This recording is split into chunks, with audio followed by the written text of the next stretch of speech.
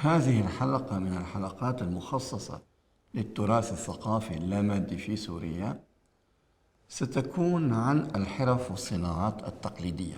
وهناك إشكال يجب حله من البداية، وهو أن هذه الحرف التقليدية تتجلى في التراث الثقافي لبلد ما أو لمجتمع ما من خلال تراث مادي وليس لا مادي. فنحن نظن دائما عندما نتكلم عن الحرف التقليدية أن المقصود بهذه الحرف من وجهة نظر التراث هو المنتجات الناتجة عن هذه الحرف، بينما في الحقيقة عندما أدخلت اليونسكو هذه الحرف في معاهدة أو في اتفاقية 2003 لم تتكلم عن المنتجات، وإنما عن المهارات التي يستخدمها الإنسان، يلجأ إليها الإنسان لينتج هذه المنتجات. وبالتالي فعندما نتكلم عن صون الحرف التقليدية فإنما نعني صون المهارات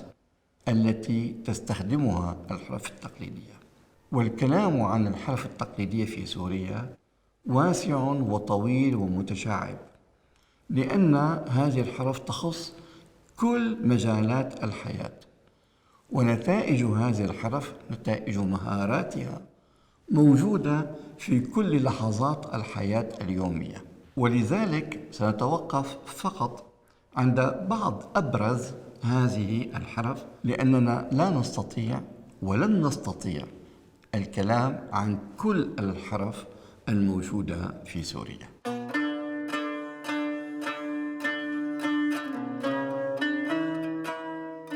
أول ما سنتكلم عنه هو الصناعات الغذائية.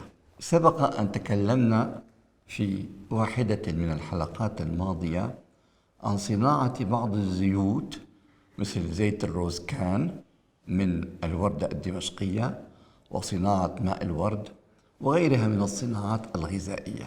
من الصناعات الغذائية الهامة التي تنتشر في كل سوريا وتتنوع بين منطقة وأخرى صناعة مشتقات الحليب.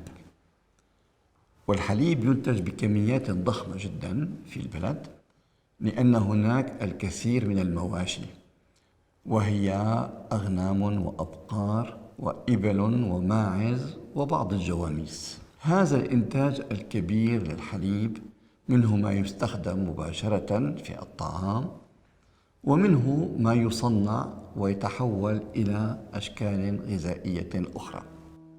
أول الأشكال المنتجة من الحليب هي اللبن الخاثر، الذي يعرف عادة باسم اللبن فقط، أو اللبن الرائب، أو اللبن المروب، ويستخدم إما مباشرة للاستهلاك أو للطبخ. وكثير جدا من الأطباق في المطبخ السوري تستخدم اللبن، بل حتى أن هناك بعض أشكال تعامل مع هذا اللبن لتحويله إلى لبن جامد يسمى بالجميد، يستخدم في المناسف في جنوب سوريا.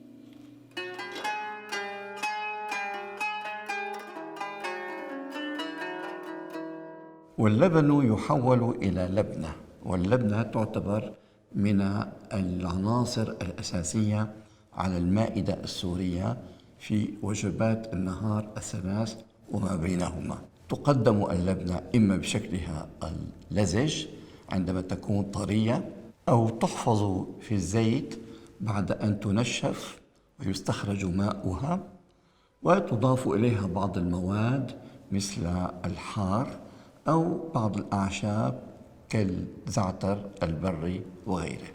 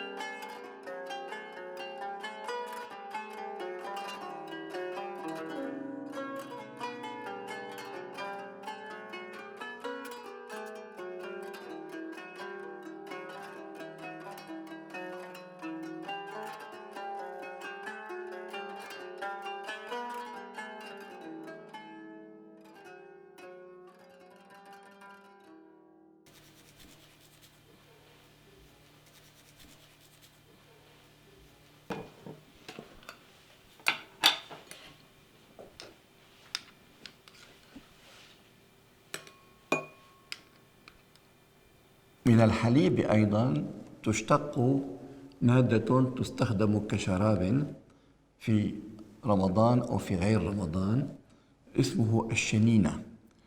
والشنينة نوعان: الشنينة باسمها هذا، والعيران. والفرق بين الشنينة والعيران أن الشنينة تكون مسحوبة الدسم، فهي لا تحتوي إلا على كميات قليلة جدا من بقايا الدسم الموجود في الحليب. أما العيران فهو بكامل الدسم، هو لبن مخلوط بالماء ومخفوق مع إما الثوم أو الملح أو بدون أي شيء آخر.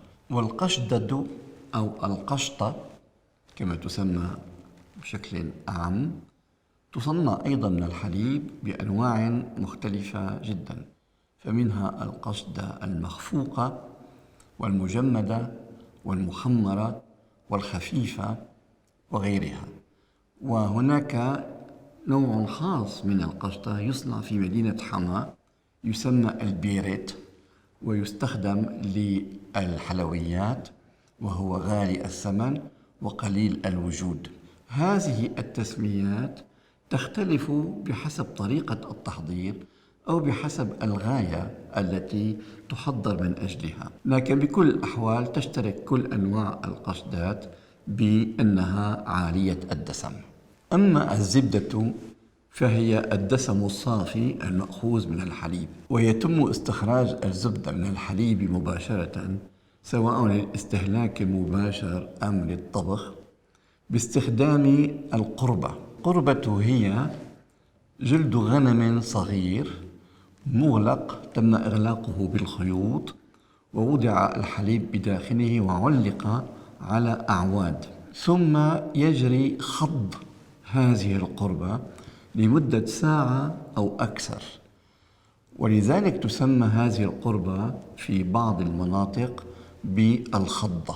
ونتيجة عملية الخض تنفرز دقائق الزبدة عن الحليب وتتجمع في طرف القربة، وهكذا نحصل على الزبدة من طرف والشنينة من طرف آخر.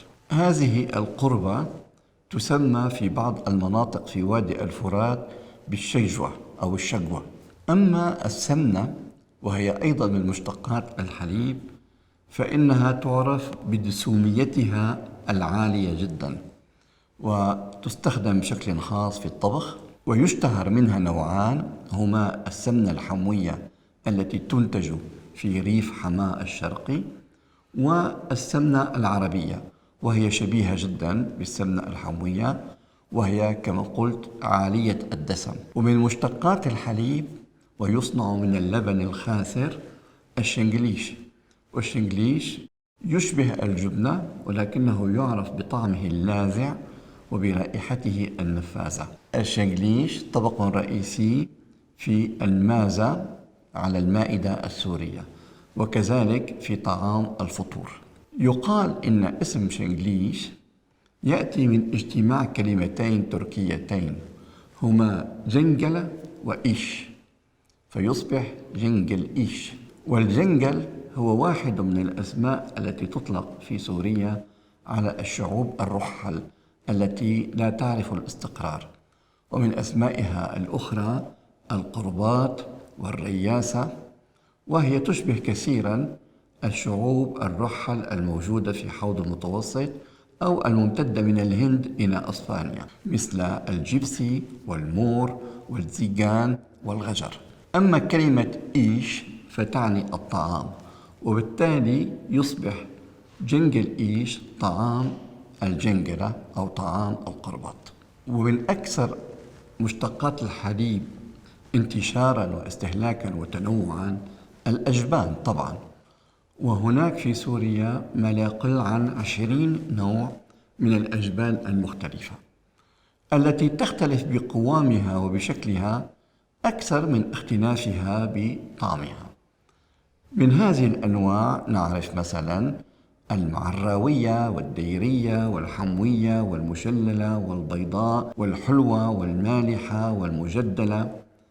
كما نعرف بعضها بأسماء القوميات التي تنتشر فيها مثل الشركسية والتركمانية والأرمنية. آخر ما سنتكلم عنه ضمن مشتقات الحليب، وهو في الحقيقة ليس من مشتقات الحليب، إنما هو مادة لزجة تشبه الحليب المخثر، تخرج بعد ولادة الغنم للخروف. هذه المادة اسمها الشمندور، والشمندور يستخدم بشكل خاص في الحلويات بإضافة القطر أو السكر أو المربيات أو العسل، ويعتبر من الأطعمة الفاخرة جدا بسبب ندرة وجوده وغلاء ثمنه.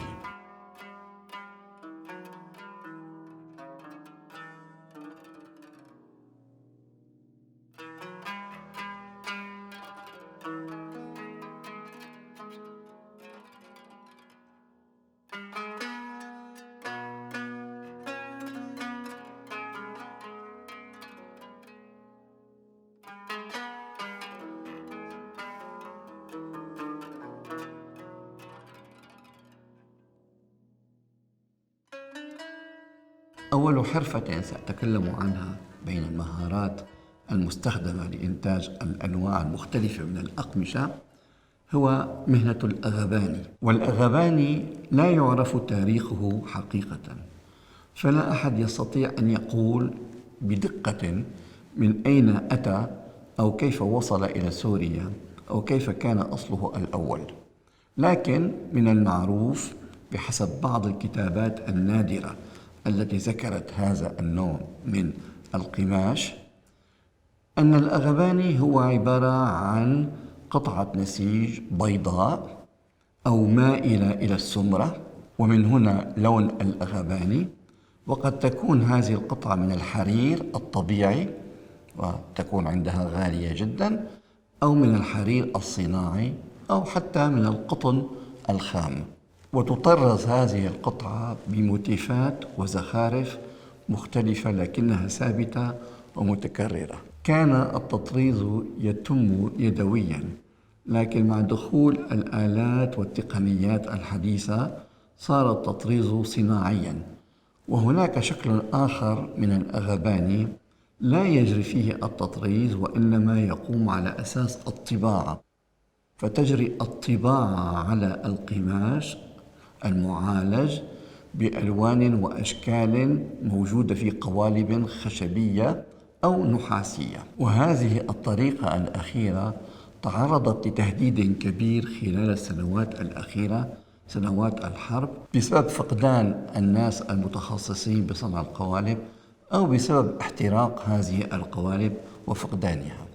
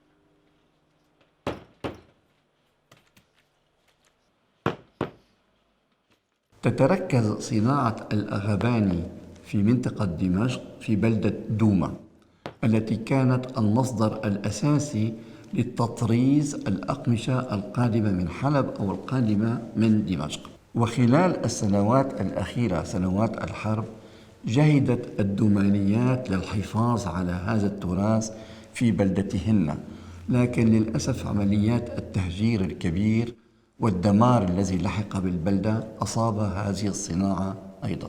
تشتهر مدينة دمشق بصناعة نوع خاص من الأنسجة القماشية هو البروكار الدمشقي. والبروكار عبارة عن قطعة صغيرة من الحرير الطبيعي، والآن يستخدم الحرير الصناعي لكن بجودة أقل، التي تنسج بالأنوال التقليدية وتستخدم فيها خيوط من الذهب والفضة لرسم أشكال مختلفة من الطيور والزهور وغيرها من الموتيفات. هذه الموتيفات تأخذ أسماء مختلفة بحسب ما تمثله، فنجد مثلا الغانيات، نجد الحيات، نجد المعينات، نجد الخط العربي وغيره، تعطي أسماءها أحيانا لقطعة قماش البروكار. ليس استخدام البروكار شائعا جدا بسبب غلو ثمنه، فكانت تستخدمه فقط النساء المقتدرات في صناعة الثياب التي يتباهين بها أمام الأخريات، وخاصة في المناسبات الاجتماعية الخاصة.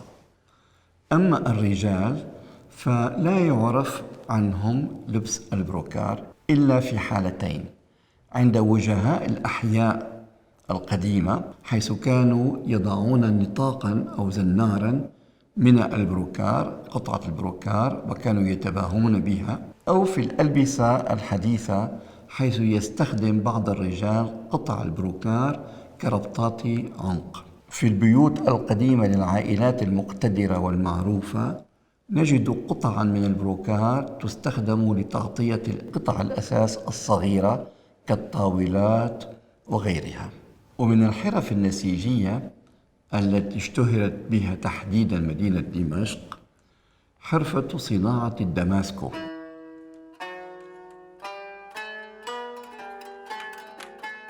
والدماسكو كان يصنع من الحرير الطبيعي، لكن صار أيضا يصنع من الحرير الصناعي ومن القطن. وقد ازدهرت صناعة الدماسكو من القرن ال11، وقام الأمويون بنقله إلى الأندلس ومنها إلى كل أوروبا. تصنع قطع الدماسكو على نول خاص يدعى نول الدوس، وذلك لأنه يستخدم عدة دواسات، ويختلف عدد الدواسات باختلاف ألوان الخيوط التي يستخدمها النساج، فكل دواسة مرتبطة بخيط من لون ثابت. خضعت صناعة الدماسكو إلى تحديثات تقنية وآلية وإلكترونية كثيرة حتى صار شائع الاستعمال، وهذا ما جعل سعره ينخفض في الأسواق، وصار استخدامه أكثر شيوعا من ذي قبل، حتى أننا نرى الآن الكثير من البيوت الحديثة التي تستخدمه كستائر أو كمفارش أو كأغطية أثاث.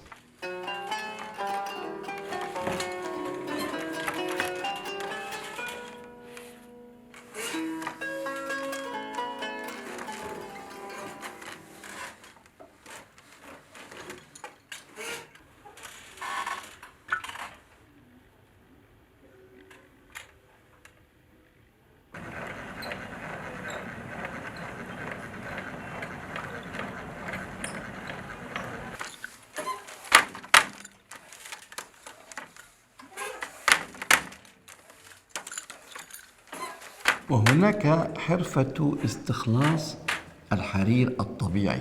كانت للحرير الطبيعي السوري كما للحرير الطبيعي اللبناني سمعة كبيرة جدا في العالم، وكانت حرفة استخلاصه واسعة الانتشار عندما كانت المنطقة تعرف الكثير من زراعة التوت، وتحديدا التوت الأبيض. لكن التوت الأبيض تخلى عنه المزارعون بأسباب عديدة، أولها أن إنتاج الحرير الطبيعي قل كثيرا بسبب عدم رواجه وتراجع شرائه أمام غزو الحرير الصناعي القادم من الصين تحديدا، وثانيها أن شجرة التوت لم تعد ذات مردودية عالية بالمقارنة مع أشجار مثمرة أخرى كالفاكهة أو كالزيتون، فبدأ المزارعون يتخلون عن هذه الشجرة ويقلعونها ويزرعون مكانها أشجارا أكثر مردودية. يتم استخلاص خيوط الحرير من شرانق دودة القز التي تشترى من الصين، وتقوم عائلات معروفة متخصصة بهذه الصناعة أو بهذه الحرفة، حرفة استخلاص الحرير، بتربية دود القز والعناية به خلال مدة دورة حياة الدودة. ودورة حياة دودة القز تستمر 40 يوما، وتكون في نهايات فصل الربيع وبدايات الأولى لفصل الصيف. تربى دودة القز ضمن الشرانق التي تنسجها بذاتها، ثم يقوم الفلاح أو المزارع باستخلاص هذه الخيوط في مرحلة دقيقة جدا، وهي قبل أن تتحول يرقات الدودة إلى فراشات، لأنه إن لم يستفد من هذه اللحظة تطير الفراشات، تثقب الشرانق وتتلف خيوط الحرير وتفسد كل العملية. ضمرت صناعة واستخلاص الحرير كثيرا في المنطقة كما ذكرنا، والآن لا نراها إلا في بعض البؤر الصغيرة جدا، مثل بعض القرى في منطقة صافيطة والدركيش وبلدتي ديرمامة ووادي العيون في منطقة مصياف. آخر شكل من أشكال الصناعات القماشية هو تدوير التوالف. والتوالف هي ما يتبقى من الثياب القديمة التالفة، فتقوم بعض السيدات في أكثر من منطقة، وخاصة في مناطق الشمال وشمال الشرق وفي بعض مناطق الغربية، تقوم بإعادة صناعة هذه التوالف بتدويرها على أشكال جديدة، إما كثياب جديدة أو كأغطية وأقمشة للاستعمال المنزلي، وخاصة البسط التي نعرف أنها تصنع من بقايا أشرطة من الأقمشة القديمة، تصف عرضيا وتخاط ثم تستخدم للوضع على الأرض أو على الأساس.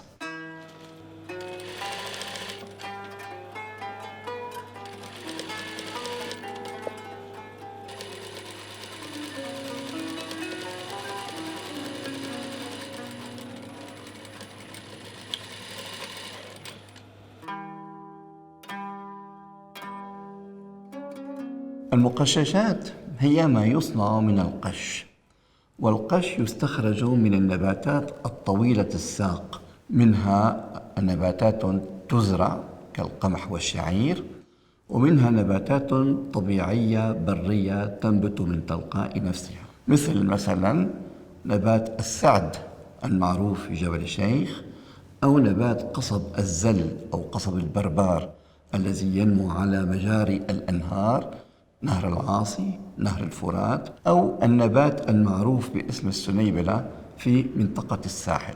أولا الطبق، وهو صينية مسطحة يبلغ قطرها بين 35 سنتيمتر و100 سنتيمتر، وهي تتشكل من دوائر متحدة المركز لكنها تتباعد نحو المحيط، وتدخل في صناعتها قش أو قشور القصب الملونة. وإذا كانت الصانعة أو الصانع لديهم المهارة الكافية، فنرى في هذا الطبق إضافة إلى الألوان بعض الزخارف كالورود والطيور. وهناك أشكال أخرى من هذه المقششات تختلف باتساعها، بعمقها، وبالغاية من صناعتها. نتكلم مثلا عن الجونة أو الجوني، نتكلم عن القفورة، نتكلم عن القرطل الذي يعرف باستعماله الكثير، وخاصة في نقل الخضروات والفواكه من الحقول والمزارع إلى البيوت أو الأسواق.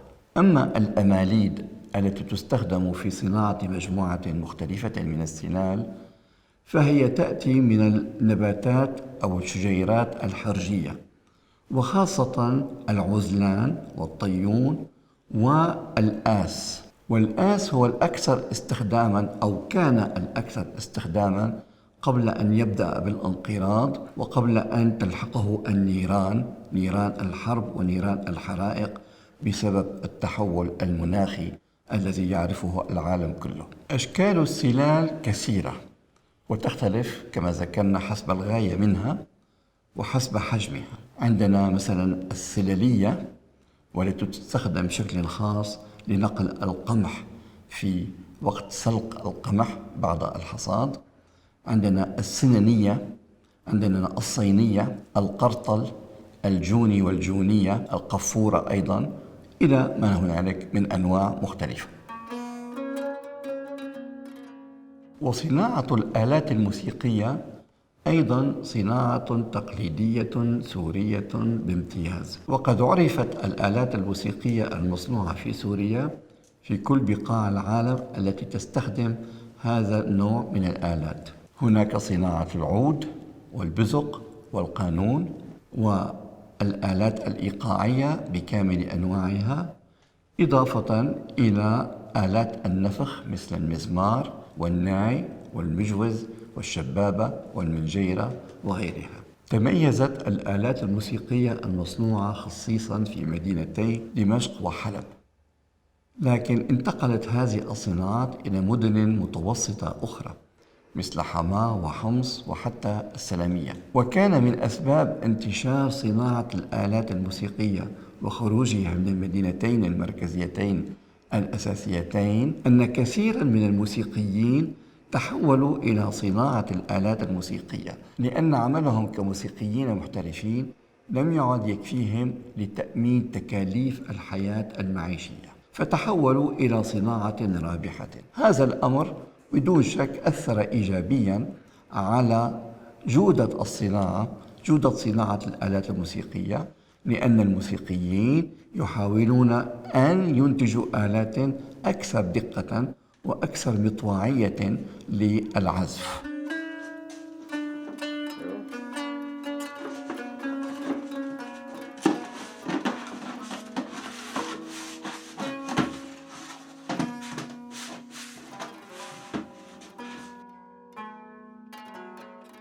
وصناعة صابون الغار تجري على مرحلتين: مرحلة شتائية حيث يجري طبخ نوعين من الزيت هما زيت الزيتون وزيت الغار، وتضاف إليهم بعض المواد الأخرى من مواد التنظيف وغيره. والمرحلة الثانية تجري في الصيف حيث يتم تجفيف الصابون ثم قطعه وضبه وتخزينه. اشتهرت صناعة الغار في سوريا منذ قديم الزمان، فيقال إن الغار والصابون قد تم ذكرهما في بعض رقيمات مكتبة إبلة التي تعود إلى عام 2400 قبل الميلاد. تجري صناعة الصابون في أماكن خاصة اسمها المصابن، والمصابن يعمل فيها صبان وورشته، وتكون المصابن موجودة بشكل خاص قرب مناطق زراعة الزيتون مثل جنوب حلب، جنوب غرب حلب، في أريحة وفي محيط حلب، وكذلك في المنطقة الغربية. وقد بلغت شهرة مدينة حلب بصناعة صابون الغار درجة أصبح الصابون يعرف باسم صابون حلب وليس صابون الغار. وقد حصل صابون حلب على سمعة كبيرة في الأسواق المحلية والعالمية،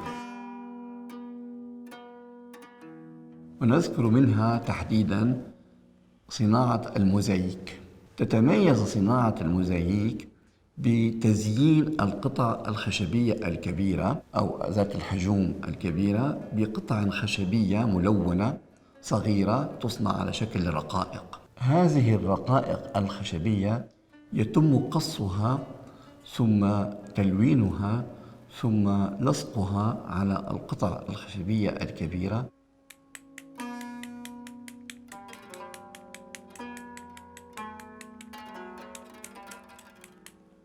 لم تعد الرقائق من الخشب فقط، وإنما أيضا صارت من الصدف ومن العظم أو قشر العظم وأنواع أخرى من الخشب من غير الخشب الذي صنعت منه القطع الأساسية.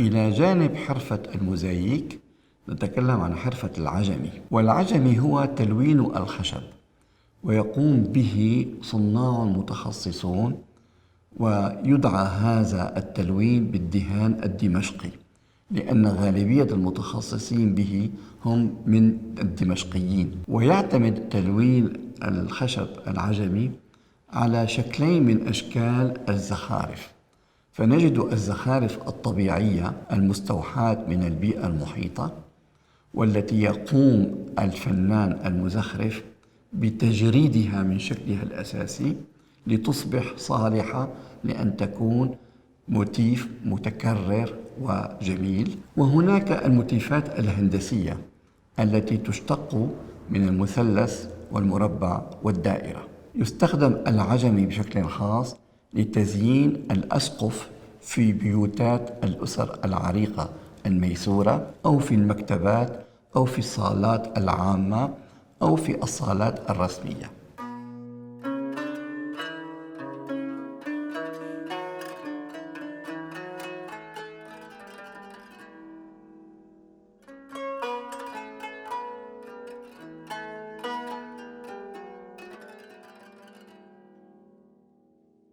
أما الصناعات المعدنية فهي متنوعة جدا، منها مثلا صناعة نفخ الزجاج. وصناعة نفخ الزجاج التي يقوم بها الزجاجون في أماكن خاصة تحتوي على أفران الصهر. في الحالة التقليدية حيث يتم نفخ الزجاج في الأفران الخاصة، يعتمد الزجاجون على قطع الزجاج المكسور، حيث يدخلونه إلى فرن الصهر ويصهرونه هناك، ثم يأتون بأنبوب حديدي مفرغ من الداخل يتراوح طوله من 130 سنتيمتر إلى 150 سنتيمتر، فيأخذون برأسه شيئا من الزجاج المصهور الذي تكون كميته متناسبة مع الحجم المتوقع للإناء الذي سيصنعه الزجاج. ثم يبدأ الزجاج بالنفخ في الأنبوب لكي تتجوف قطعة الزجاج التي أخذها من الفرن، ويبدأ بمعالجتها بملقط خاص وبعملية نفخ متكررة، متدخلا فيها في كل مرة لكي يحصل على الشكل الذي يتصوره. هذه الطريقة تسمح بالحصول على أواني زجاجية ذات أشكال بديعة ومختلفة، لأنها لا تخضع الزجاج المصهور المنفوخ إلى قوالب جاهزة.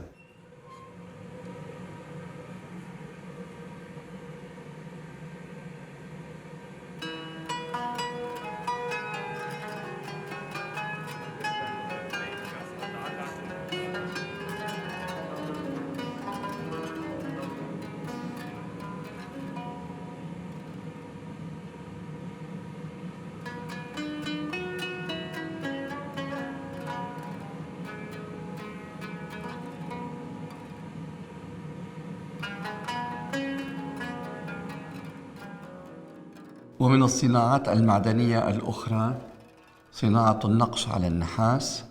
والنقش على النحاس معروفة جدا في سوريا ومنتشرة كثيرا، وكان يشتهر بها بشكل خاص اليهود في مدينة دمشق، وهي الآن منتشرة في كل المدن الكبرى، حيث يوجد في كل مدينة قديمة سوق اسمه سوق النحاسين تنتشر فيه ورش صناعة النحاس والنقش عليه.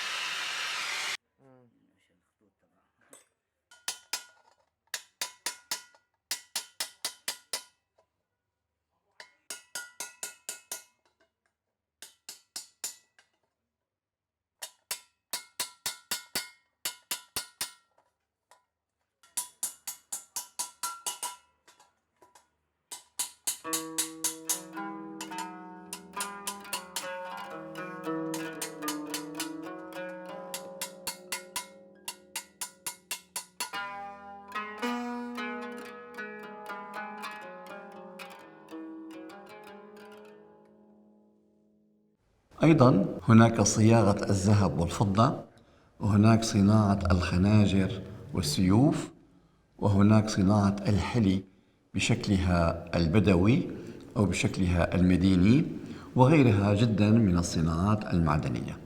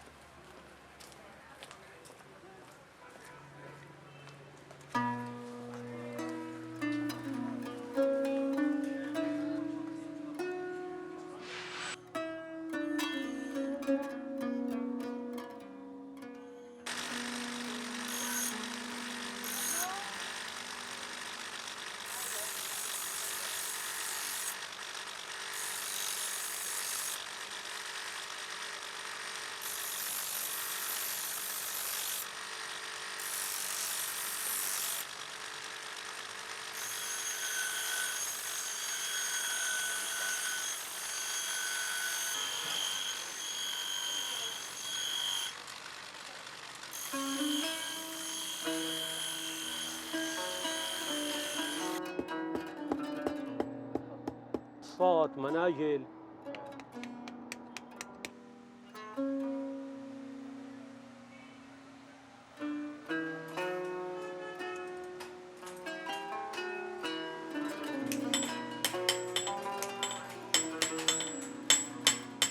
تتعرض الصناعات التقليدية إلى الكثير من المخاطر، منها ما يصيب التراث اللامادي بشكل عام، ومنها ما يصيب بشكل خاص الصناعات التقليدية.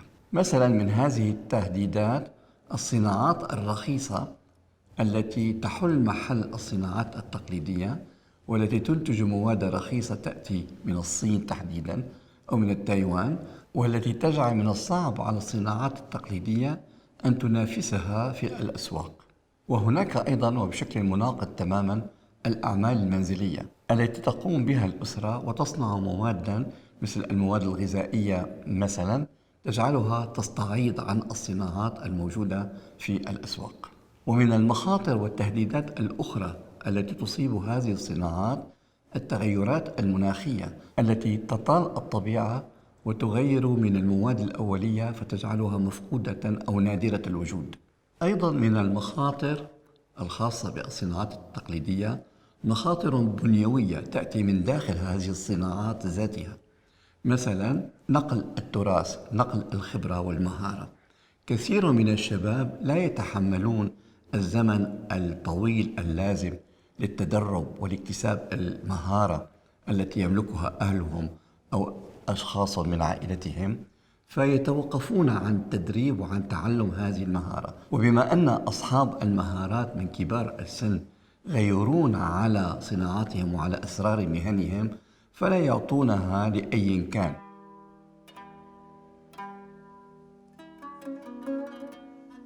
فتموت هذه المهنة إما لوفاة الكبار وفقدانهم، وإما لتخلي الشباب عنها.